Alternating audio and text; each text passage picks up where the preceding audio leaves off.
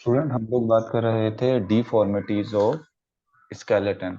और deformities of skeleton में मैं आपको पिछली लेक्चर में बता चुका हूं कि कुछ डिफॉर्मिटीज ऐसी होती हैं जो जेनेटिकल होती हैं, जिसमें cleft palate, microcephaly, arthritis, osteoarthritis, ये चीजें हमने डिस्कस की थी। कुछ हार्मोनल होती हैं, जिसमें मैंने आपको ऑस्टियोप्रोसिस के बारे में बताया था।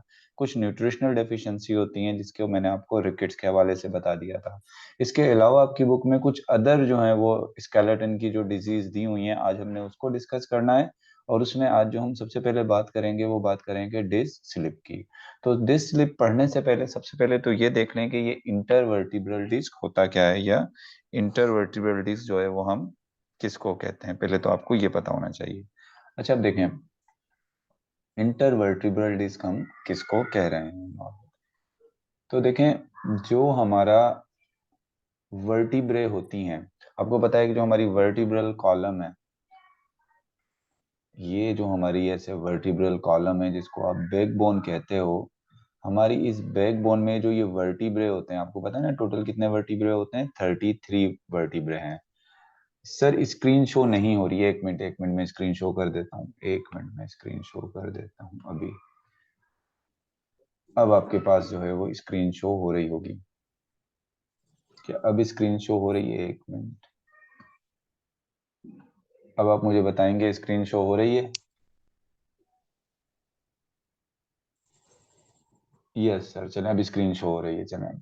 तो यही मैं बात आपको कर रहा था कि जो हमारी वर्टिब्रे हैं वो किससे प्रोवाइडेड विद इंटरवर्टिब्रल डिस्क, यानी जो हमारी वर्टिब्रे होती हैं, उन वर्टिब्रे में क्या होती हैं, कुछ इंटर वर्टिब्रे जो हैं हमारी वर्टिब्रल कॉलम में, ये क्या है? ये वर्टिब्रे हैं। इन वर्टिब्रे के दरमियान में जो है क्या मौजूद होती हैं? इन वर्टिब्रे के दरमियान में होती हैं इंटरवर्टिब्रल डिस्क। अब मैं यहाँ पर बना देता हूँ, येलो कलर से शो कर देता हूँ। इन वर्टिब्रे के दरमियान में क्या है? ये इंटरवर्टिब्रल डिस्क है, ठीक है ना। अब ये जो येलो कलर की जिसको मैं बनाई है, ये क्या है? ये है इंटरवर्टिब्रल डिस्क। अब इस इंटरवर्टिब्रल डिस्क का जो है वो काम क्या होता है? इंटरवर्टिब्रल डिस्क जो है वो क्या काम करती हैं, जो इनका मेन फंक्शन क्या है? एक तो इनका काम ये है कि ये क्या होती हैं? ये शॉक एब्जॉर्बर होती हैं। अब आपको पता है कि क्योंकि ये इलास्टिक होती हैं, इलास्टिसिटी इनमें ज्यादा होती है, लचकदार होती है, तो जाहिर सी बात है जो चीज इलास्टिक होती है वो शॉक को जो है वो चोट को क्या करती है? एब्जॉर्ब करती है। यानी कोई भी चोट लगेगी तो वर्टिब्रे को नुकसान नहीं होगा, इसको कौन एब्जॉर्ब कर लेगी? ये इंटरवर्टिब्रल डिस्क एब्जॉर्ब करेगी। इसके अलावा अवॉइड ग्राइंडिंग, यानी जब हम चलते हैं तो हमारी ये वर्टिब्रे एक दूसरे के ऊपर ग्राइंड ना करें, तो इनके बीच में ये कार्टिलेज की बनी हुई क्या मौजूद है? ये इंटरवर्टिब्रल डिस्क है, जो किसको जो है वो अवॉइड करती है? वर्टिब्रे की एक दूसरे के ऊपर ग्राइंडिंग, यानी वर्टिब्रे एक दूसरे के ऊपर रगड़ेंगी नहीं। किसकी? क्यों? क्योंकि उनके बीच में क्या मौजूद है? उनके बीच में मौजूद है इंटरवर्टिब्रल डिस्क। अच्छा, अब इंटरवर्टिब्रल डिस्क जो है, इसका ये फंक्शन हो गया। अब अगर हम इंटरवर्टिब्रल डिस्क की स्ट्रक्चर देखें, अगर मैं एक इंटरवर्टिब्रल डिस्क को बाहर निकाल लूं यहाँ से, इधर से देखिए, मैंने एक इंटरवर्टिब्रल डिस्क को कहाँ निकाल लिया? ये बाहर निकाल लिया। अगर ऐसे इंटरवर्टिब्रल डिस्क को बाहर निकाल लें, और इंटरवर्टिब्रल डिस्क की आप क्या देखो? स्ट्रक्चर देखो कि इंटरवर्टिब्रल डिस्क में क्या क्या मौजूद है। यानी इसके स्ट्रक्चर की अगर मैं बात करूं, किसकी? इंटरवर्टिब्रल डिस्क की स्ट्रक्चर की, तो इसके दो पार्ट होते हैं। एक इनर पार्ट होता है इसका, और एक होता है इसका आउटर पार्ट। ये जैसे इंटरवर्टिब्रल डिस्क है ना, अब इसका जो मैं ये येलो कलर व्हाइट कलर का जो बीच वाला पार्ट बना रहा हूँ, ये क्या है? ये इसका इनर पार्ट है। ये क्या है? इसका इनर पार्ट है। और जो मैं ये येलो कलर का पार्ट इसका दे रहा हूँ यहाँ, एक इसका जो है ये इनर पार्ट है। और मैं अगर इसका ये जो येलो कलर का पार्ट इसका दूं, ये यहाँ पर जो येलो कलर में इसका पार्ट दूंगा, ये जो पार्ट है इसका येलो जो पार्ट है, ये इसको मैं क्या कह रहा हूँ? इसको मैं कह रहा हूँ इसका ये आउटर पार्ट। तो ये जो इसका इनर पार्ट होता है, सेंटर वाला जो पार्ट होता है, बीच वाला जिसको मैंने व्हाइट कलर जो है वो दिया है, तो इसका जो इनर वाला जो पार्ट है बेसिकली, ये कैसा होता है? ये सॉफ्ट एंड जेली लाइक होता है। इसका इनर पार्ट जो है ये कैसा होता है? सॉफ्ट एंड किस तरह का होता है? जेली लाइक होता है। सॉफ्ट और जेली लाइक होता है। और इसके लिए जो हम टर्म इस्तेमाल करते हैं इनर पार्ट के लिए, इस इनर पार्ट को हम कहते हैं आपकी बुक में तो नहीं दी हुई है ये बात, लेकिन फिर भी आपको बता देता हूँ। इसको हम कहते हैं न्यूक्लियस पल्पोसस। और इसका जो आउटर पार्ट होता है, जिसको मैंने येलो कलर के अंदर जो है यहाँ पर शो किया है, इसका जो आउटर पार्ट है बेसिकली वो थोड़ा सा स्ट्रॉन्ग होता है और कार्टिलेजिनस होता है। वो इन आउटर पार्ट के मुकाबले में, जिसका आउटर पार्ट है वो इनर पार्ट के मुकाबले में, सॉरी, वो क्या होता है, स्ट्रॉन्ग होता है। और किसका बना हुआ होता है, वो कार्टिलेजिनस होता है, ये जो येलो कलर का पार्ट है। और ये काम क्या करता है येलो कलर का पार्ट? येलो कलर का जो पार्ट होता है, जो थोड़ा कार्टिलेजिनस होता है, ये क्या करता है कि ये hold the successive vertebrae, hold successive vertebrae. यानी जो वर्टिब्रे है ना, ये ऐसे है। मिसाल के तौर पे मैं अगर इस तरह से बनाऊं कि ये एक वर्टिब्रे है, ये दूसरी वर्टिब्रे है, इन वर्टिब्रे को आपस में मिलाकर रखने का जो काम किया हुआ है, वो किसने किया हुआ है? वो किया हुआ है बेसिकली किसने? इसने जो है वो आउटर पार्ट ने। और इस आउटर पार्ट के लिए जो हम लफ्ज इस्तेमाल करते हैं, इसको हम कहते हैं फिब्रो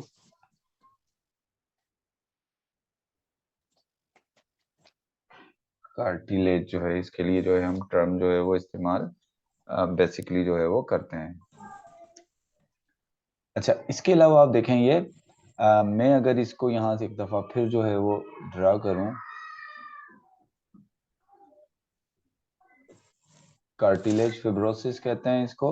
ये जो आउटर वाला पार्ट होता है, मैं एक बार फिर थोड़ा सा ये ड्रा कर कर इन दोनों पार्ट्स को वर्टिब्रल कॉलम ही में इंटरवर्टिब्रल डिस्क के समझाना चाह रहा था आपको। अब ये देखें मिसाल के तौर पे, ये आपके पास आ गई, ये आपकी वर्टिब्रे है, ये एक वर्टिब्रे हो गई, ये दूसरी वर्टिब्रे हो गई, और ये तीसरी वर्टिब्रे हो गई। अब इनके बीच में अगर मैं ये इंटरवर्टिब्रल डिस्क बना दूं, तो ये देखेंगे इंटरवर्टिब्रल डिस्क है। ये इंटरवर्टिब्रल डिस्क का जो आउटर वाला साइड है, ये येलो कलर का जो बना रहा हूँ, ये क्या है? ये आउटर वाला साइड जो है वो क्या है? वो है कार्टिलेज फिब्रोसिस, ये।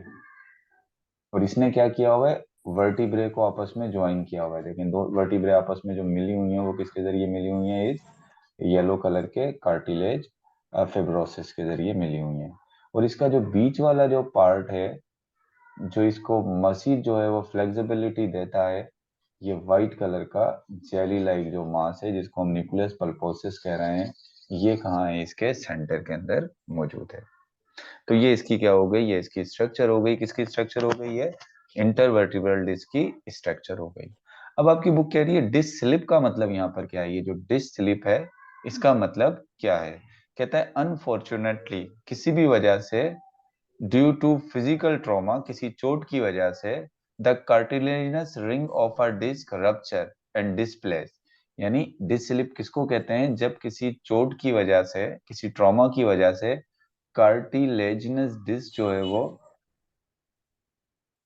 इंटरवर्टिब्रल डिस्क की जो कार्टिलेजिनस डिस्क है, जिसको हम कार्टिलेज फिब्रोसिस कह रहे हैं, अगर ये क्या हो जाए? ये रप्चर हो जाए, ये क्या हो जाए? रप्चर हो जाए, और साथ में क्या हो जाए? डिस्प्लेस हो जाए, तो इसको हम क्या कहेंगे? इसको हम कहेंगे डिस्क स्लिप। मतलब कोई ऐसी चोट है जो आपके जो है वो कमर पे लगी, या कोई भारी वजन आपने जो है वो उठा लिया, तो उसकी वजह से क्या हुआ कि ये जो कार्टिलेजिनस जो डिस्क थी, इस डिस्क का जो कार्टिलेजिनस पार्ट था, वो क्या हुआ? वो यहाँ से जो है वो बीच में से रप्चर हो गया, इधर से ये क्या हो गया? ये देखें, रप्चर हो गया, और थोड़ी सी अपनी जगह से स्लिप हो जाएगा, थोड़ा सा निकल जाएगा बाहर की तरफ। तो अब इसको हम क्या कहेंगे? इसको हम कहेंगे, इस कंडीशन को हम क्या कहेंगे? इसको हम कहेंगे डिस्क स्लिप। इस कंडीशन के लिए टर्म जो इस्तेमाल करेंगे, जैसे यहाँ पर मैं अगर बनाऊं इसको, तो ये ऐसे बीच में से यहाँ से ये रप्चर हो गया एक जगह इसकी, तो इसको हम क्या कहेंगे? इसको हम कहेंगे डिस्क स्लिप।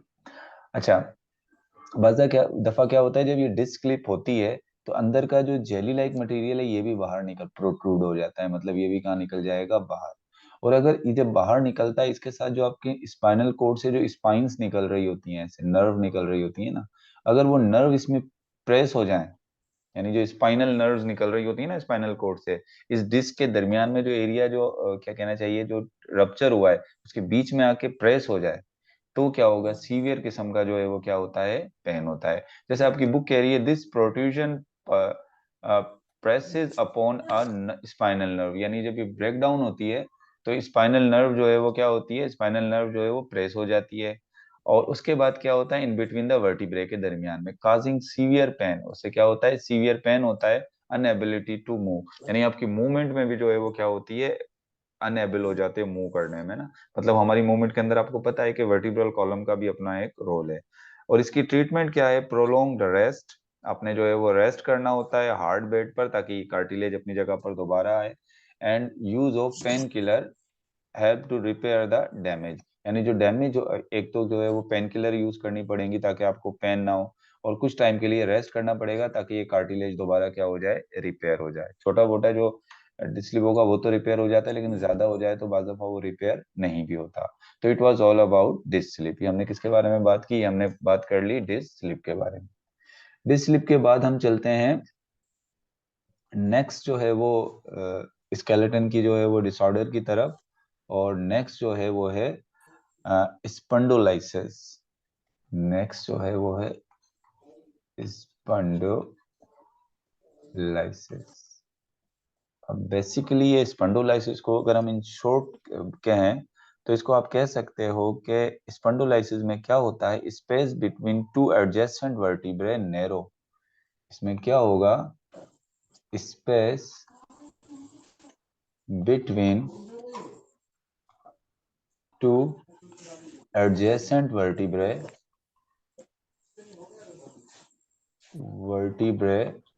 नैरो।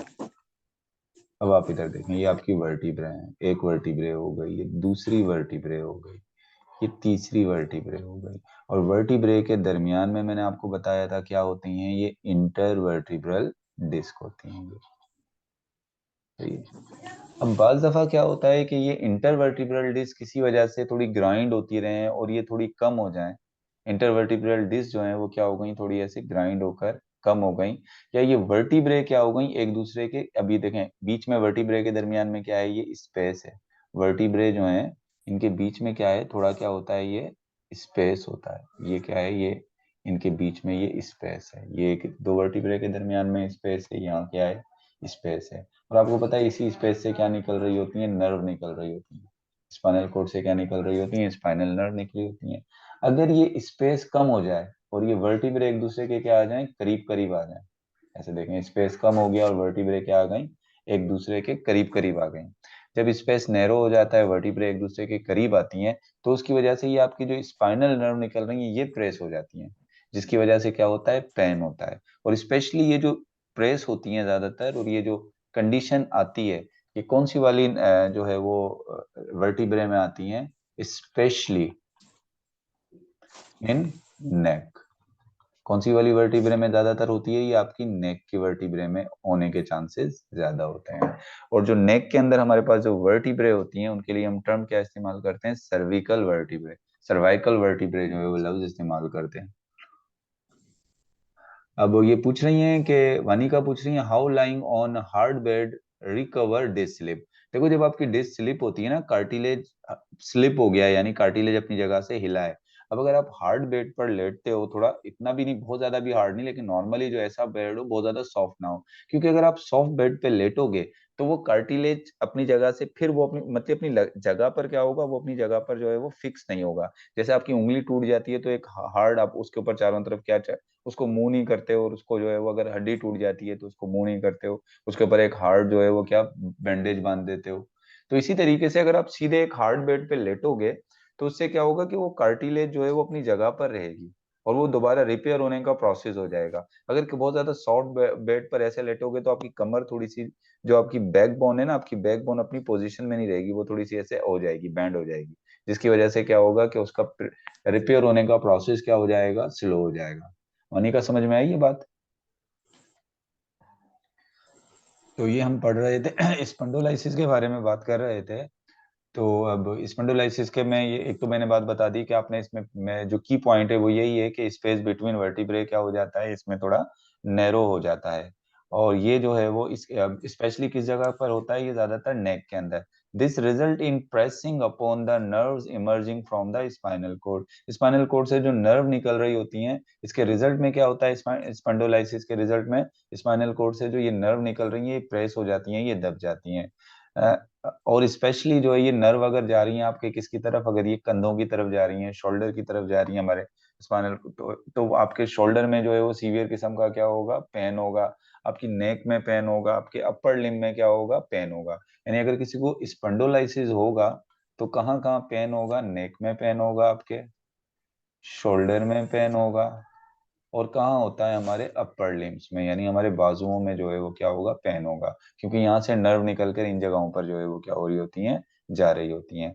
अब इसकी जो है वो ट्रीटमेंट अगर हम देखें तो क्या होती है, अक्सर इसकी ट्रीटमेंट तो यही होती है कि एक हार्ड कॉलर, यानी गर्दन के अंदर ऐसे किसी लोगों ने जो एक हार्ड कॉलर पहना हुआ होता है।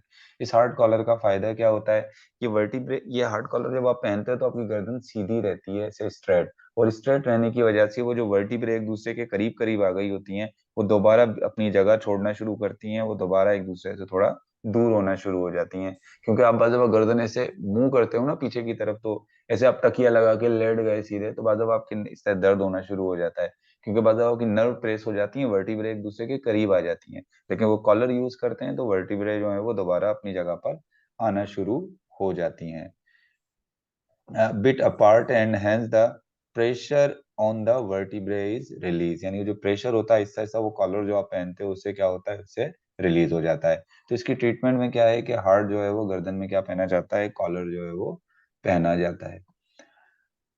सर व्हाट इज क्या लिखा है, what is sir cervical vertebrate, ठीक है, क्रॉनिक सर्विकल, क्रॉनिक सर्विकल, देखो क्रॉनिक जो है उसको कहा जाता है लंबे अरसे तक। कुछ लोग ऐसे होते हैं जिनके लंबे अरसे तक जो है वो सर्विकल प्रॉब्लम जो होता है, या कोई गर्दन का जो स्पॉन्डिलोलाइसिस, तो काफी लंबे अरसे चलता है। वो ऐसा कोई भी प्रॉब्लम जो लंबे अरसे चलता है उसको कहते हैं क्रॉनिक, क्रॉनिक। तो वाजफा इस तरह से क्रॉनिक भी होता है प्रॉब्लम। अच्छा, स्पॉन्डिलोलाइसिस के बाद जो है वो नेक्स्ट जो हमारे पास जो डिसऑर्डर है वो है आर्थराइटिस। नेक्स्ट जो हमारे पास ये डिसऑर्डर है वो है आर्थराइटिस। चलिए हम बात कर लेते हैं किसकी, स्पॉन्डिलोलाइसिस के बाद हम बात कर लेते हैं आर्थराइटिस की। तो आर्थराइटिस तो आपने पहले भी मैंने आपको बताया था। बेसिकली आर्थराइटिस जो हम कहते हैं, ये बेसिकली किसको कहते हैं, ये हम कहते हैं inflammation of joints. This is the inflammation of joints. जो आपके ज्वाइंट्स होते हैं, जो जोड़ होते हैं, मिसाल के तौर पे मैं अगर यहाँ एक हिंज ज्वाइंट बना देता हूँ ऐसे, ये क्या है, ये मिसाल के तौर पे एक हिंज ज्वाइंट है। अब इसमें कोई इन्फ्लामेशन आ जाए, इस ज्वाइंट में कोई भी प्रॉब्लम ऐसा आ जाता है, तो इसको हम क्या कहेंगे, इसको हम कहेंगे आर्थराइटिस। अब आर्थराइटिस जो होता है, इसकी वजह क्या क्या हो सकती है, ज्वाइंट्स में प्रॉब्लम क्यों आता है, इसकी काज क्या क्या है। तो इसकी काज की अगर हम बात करें तो इसकी काज जो है वो हेरिडिटी भी हो सकती है। हेरिडिटी मतलब जेनेटिकल भी हो सकता है ये, सही है ना। इसके अलावा ये जो है वो ड्यू टू वायरल इन्फेक्शन की वजह से भी हो सकता है, वायरस अगर यहाँ पर इन्फेक्ट कर दें तो उससे भी ये साइनोवियल मेम्ब्रेन जो है वो अगर खराब हो जाए, उसमें इन्फ्लामेशन आ सकता है, किसकी वजह से, वायरल इन्फेक्शन की वजह से भी आ जा सकता है। कोई इंजरी हो जाए, उस इंजरी की वजह से भी ये प्रॉब्लम हो सकता है, कोई चोट लगे उससे भी हो सकता है। इसके अलावा बाज लोगों में एजिंग की वजह से भी जो है वो क्या हो जाता है, आर्थराइटिस या जोड़ों का दर्द जो है वो शुरू हो जाता है। In this disease the smooth and flexible cartilage between the bones of a joints is denature by the deposition of calcium. मैंने आपको बताया था हमारे अक्सर जो जॉइंट्स होते हैं उनके एंड पर कार्टिलेज के पैड चढ़े हुए होते हैं, ऐसे कार्टिलेज से कवर होती हैं। और अब मैंने ये भी बता दिया था कि कार्टिलेज का फायदा क्या होता है, शॉक एब्जॉर्बर होता है और इसमें फ्लेक्सिबिलिटी लेकर आता है। कुछ लोगों में क्या होता है कि इस कार्टिलेज के अंदर जो है वो क्या जमा होना शुरू हो जाता है, ये खराब हो जाता है, तो इसमें क्या है, जमा होता है कैल्शियम। इस कार्टिलेज में क्या जमा हो जाता है, कैल्शियम जमा हो जाता है। कैल्शियम जमा होने की वजह से ये कार्टिलेज क्या हो जाता है, हार्ड हो जाता है।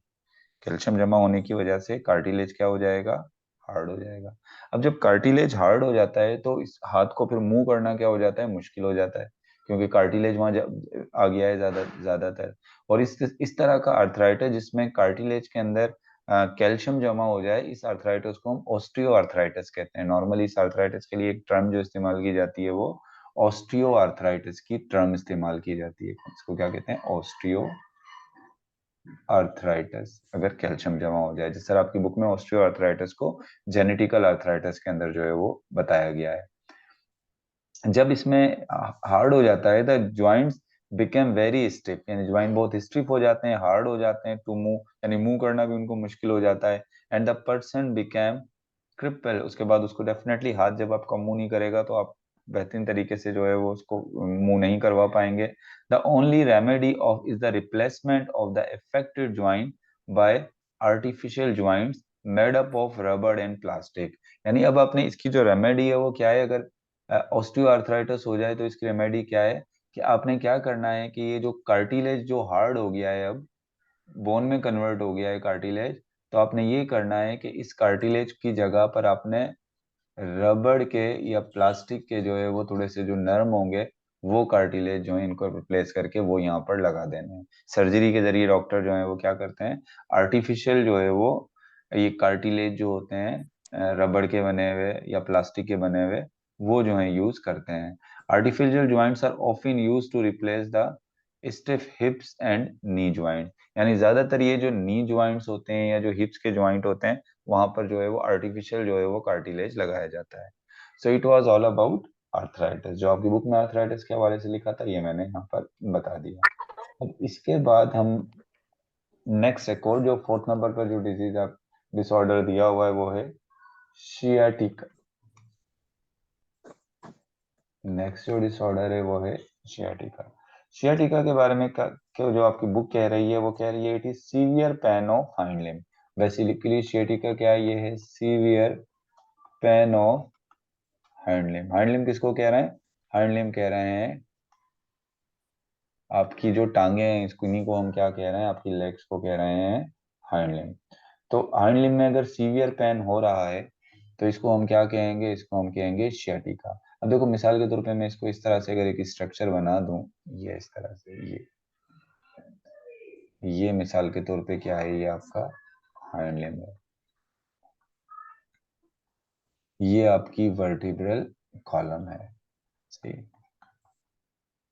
इस वर्टिब्रल कॉलम से नर्व निकल रही है, ऐसे जा रही है ये आपकी किसमें, लेग की तरफ, और इस नर्व को हम कह रहे हैं शियाटिक नर्व।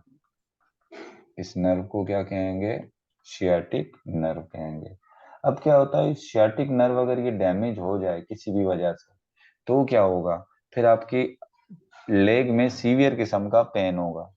डैमेज हो जाए या प्रेस हो जाए तो क्या होगा, सीवियर किस्म का पेन होगा, और इसी को हम क्या कहेंगे, इसी को हम कहेंगे शियाटिका। तो शियाटिका होती कि क्यों है, which occur when the nerve of the sciatic plexus. Plexus किसको कहते हैं, प्लेक्सस बेसिकली नेटवर्क को कहते हैं। जैसे शियाटिक जो नर्व है ऐसे नेटवर्क जाल की शक्ल में फैल गई है, तो क्या होता है कि ये जो शियाटिक प्लेक्सस है अगर ये प्रेस हो जाए, इसकी काज क्या है, ये होती क्यों है, ये उस वक्त होता है जब आपकी जो है वो शियाटिक प्लेक्सस, ये जो नर्व है शियाटिक नर्व, इसी के लिए हम टर्म इस्तेमाल कर रहे हैं, ये शियाटिक प्लेक्सस जो है वो क्या हो गई, प्रेस हो गई, किसी भी वजह से जो है वो प्रेस हो गई। प्रेस प्रेस ये क्यों हो सकती है, ये एक तो हो सकती है जो यहाँ पर जो लोअर एब्डोमिन है, यानी एब्डोमिन वाली साइड से जो हमारी ये जो वर्टिब्रे हैं जो एब्डोमिन की तरफ है, इसमें से यहाँ से नर्व निकल रही है, अगर यहाँ से डिस्क स्लिप हो जाए तो भी ये प्रेस हो सकती है, शियाटिक नर्व ये प्रेस हो सकती है। इसके अलावा ट्रॉमा और due to damage to the branch of sciatic nerve, कोई चोट लगे या शियाटिक नर्व की कोई ब्रांच यहाँ से डैमेज हो जाए, तो इन तमाम चीजों की वजह से जो है वो क्या होगा, शियाटिका हो सकता है। यानी शियाटिका का जो मेन जो वजह है वो शियाटिक नर्व है। यानी शियाटिक नर्व पे अगर कोई प्रेस हो जाए, उसमें कोई इंजरी हो जाए, तो उसकी वजह से क्या होगा, ये जो प्रॉब्लम होगा इसको हम कहेंगे शियाटिका। और शियाटिका में क्या होगा, हाइंड लिम्ब में जो है वो क्या होगा, सीवियर जो है वो पेन होगा।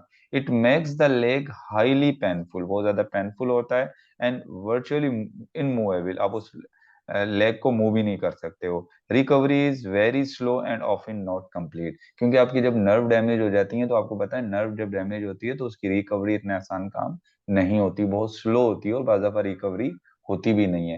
ये दूसरे सेल्स की तरह आपको पता है न्यूरॉन जो है वो डिवाइड तो होते नहीं है, तो इस वजह से फिर इसमें क्या होता है, इसकी रिकवरी या बहुत स्लो होती है और या फिर होती ही नहीं है। तो ये बात हमने किसकी कर ली, ये हमने बात कर ली शेडिका की। इसके बाद नेक्स्ट जो है आपकी बुक में जो टॉपिक है वो टॉपिक है रिपेयर ऑफ ब्रोकन बोन। इसके बाद हमने किसकी बात करनी है, रिपेयर ऑफ ब्रोकन बोन्स, हड्डी का टूट जाना।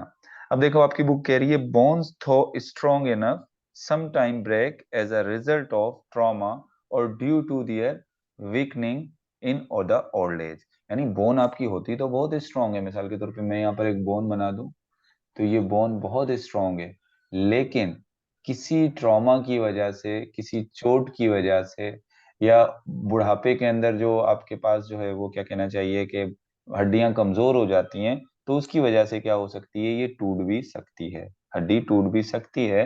Bones are not dead, they are dynamic living tissue and whenever broken start healing like any other damage tissue of the body. अब कहता है बोन जो है वो लिविंग है। अब जब लिविंग है तो जाहिर बात है हमारी बॉडी के अक्सर जो टिश्यूज होते हैं, तमाम टिश्यू लिविंग टिश्यू डिवाइड नहीं होते, लेकिन अक्सर हमारी बॉडी के जो लिविंग टिश्यूज होते हैं वो जब ब्रोकन होते हैं या डेड होते हैं तो दोबारा जो है वो क्या होना शुरू हो जाते हैं, वो डिवाइड होना सेल्फ शुरू हो जाते हैं। तो इसी तरीके से बोन भी जो है वो दोबारा रिपेयर होना शुरू हो जाती है। अब broken bone is said to be fractured bone, यानी जो भी बोन ब्रोकन बोन के लिए हम टर्म क्या इस्तेमाल करते हैं, एक जो मेडिकल टर्म है ब्रोकन बोन के लिए उसको हम कहते हैं फ्रैक्चर्ड बोन। यानी मिसाल के तौर पर बोन यहाँ से ब्रेक हो गई तो अब इस ब्रोकन बोन को हम क्या कहेंगे, फ्रैक्चर बोन। कहता है after a fracture has occurred, अगर बोन का फ्रैक्चर हो गया, मिसाल के तौर पे ये बोन है, ये बोन यहाँ से ब्रेक हो गई है, इधर से इस जगह से क्या हो गई, ये ब्रेक हो गई, यहाँ से ब्रेक हो गई। अगर बोन फ्रैक्चर हो जाती है, the job of the doctor is only to fix the bone, doctor का काम ये है कि सिर्फ बोन को फिक्स कर दे, यानी इसको अपनी जगह पर करके इसके ऊपर क्या कोई पट्टी वगैरह बांध दे, सिर्फ इसको क्या करना है, उसने फिक्स करना है। फिक्स करना मतलब जिस जगह पे थी उसी जगह पे इसको फिक्स कर देना है, विद द और विदाउट सर्जरी। बाज दफा अगर ज्यादा बोन डैमेज हो जाए तो सर्जरी करके उसको फिक्स करना पड़ता है, अगर इतनी ज्यादा डैमेज नहीं है तो सर्जरी किए बगैर ही हाथ से जो है वो उसको क्या करके फिक्स कर देगा। In in its normal position, यानी नॉर्मल पोजीशन पे सिर्फ क्या करना है, उसको फिक्स करना है। In case of compound fracture the bone is realigned by fixing steel screw rod and plates. बाज़ दफा कंपाउंड फ्रैक्चर भी हो जाता है। कंपाउंड फ्रैक्चर का मतलब है बोन छोटे छोटे पीसेज में टूट गई है। अब इतने पीसेज में जब टूट जाती है तो आपको पता है फिर इन पीसेज को मिलाने के लिए क्या करना पड़ता है, इस रोड इस्तेमाल करनी पड़ती हैं, सही है ना, इसके लिए स्क्रू इस्तेमाल करने पड़ते हैं इनको अपनी जगह पर लाने के लिए, प्लेट्स कुछ इस्तेमाल, इस दोनों तरफ प्लेट लगानी पड़ती हैं। इस फ्रैक्चर को हम कहते हैं कंपाउंड फ्रैक्चर। छोटे छोटे पीसेज में से बोन टूट गई तो ये क्या है, ये है कंपाउंड अगर फ्रैक्चर होगा। तो उसके अलावा कहता है the realign bones is now made immovable for a few weeks by wrapping an affected area into plaster or cast of plaster of Paris।